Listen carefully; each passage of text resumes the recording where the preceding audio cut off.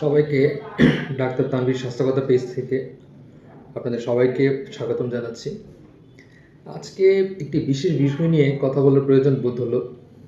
Recently দেখতে পাচ্ছি যে বিভিন্ন সোশ্যাল মিডিয়াতে, সামাজিক যোগাযোগ মাধ্যমে আপনার নতুন একটি ভাইরাস যেটি চীনে আপনার সম্প্রতি অ্যাটাক করেছে, সেটি HMPV অথবা হিউম্যান মেটানিউমো ভাইরাস।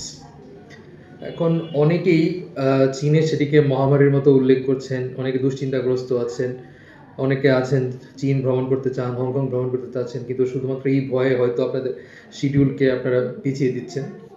দেখুন, একটু স্পেসিফিক করে বলার জন্য আমি আজকে ভিডিওটি করেছি হচ্ছে যে কোভিডের সাথে HMPV ভাইরাসের যথেষ্ট পার্থক্য রয়েছে। যেমন কোভিড ভাইরাসটি ছিল সম্পূর্ণ আমাদের জন্য নতুন, এর বিরুদ্ধে যে ইমিউনিটি অথবা রোগ প্রতিরোধ ক্ষমতা যেটি অর্জন করার প্রয়োজন ছিল সেটি আমাদের ছিল না, যার কারণে কোভিডের মহামারী অথবা কোভিডের মৃত্যুর হার অনেক বেশি ছিল। কোভিডের কোনো ভ্যাকসিন ছিল না, সম্পূর্ণ নতুন একটি ভাইরাস হবার কারণে বিশ্বব্যাপী এটি মহামারীর আকার ধারণ করেছিল। সেই ক্ষেত্রে HMPV আমাদের সাথে 1950 সালের পর থেকে আমাদের সাথে বসবাস করছে। তাছাড়া 2001 সালে সম্পূর্ণভাবে ভাইরাসটির গতিবিধি সম্পর্কে, ভাইরাসের সাইন, সিমটম, লক্ষণ, প্রতিকার, চিকিৎসা সব কিছুই আমাদের কাছে পরিষ্কার ছিল, যার কারণে কোভিডের সাথে এটিকে তুলনা দেওয়া যায় না। তাছাড়া সাধারণত HMPV আপনার আক্রান্ত করে থাকে কাদের?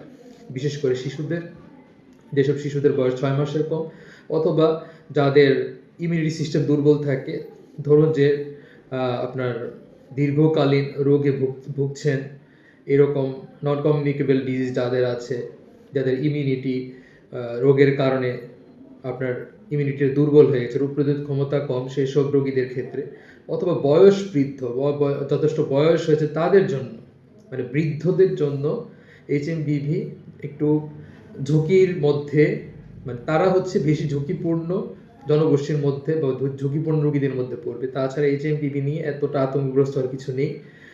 আপনারা যারা খুব বেশি আতঙ্কগ্রস্ত হচ্ছেন, কোভিডের সাথে তুলনা করছেন, সেই জায়গা থেকে আপনারা কিছুটা হলেও আপনারা নিশ্চিন্ত থাকতে পারেন। যারা চীন, হংকং, ম্যাকাওতে ভ্রমণে যেতে চাচ্ছেন, আপনারা চাইলে আপনাদের শিডিউল প্যাক করে ফেলতে পারেন। আজকের মতো এতটুকুই। আশা করি আপনাদেরকে যথেষ্ট নিশ্চিন্ত করতে পেরেছি। কিছুটা হলেও রিল্যাক্সেশনের মধ্যে থাকতে পারবেন এবং দুশ্চিন্তা থেকে মুক্ত থাকতে পারবেন।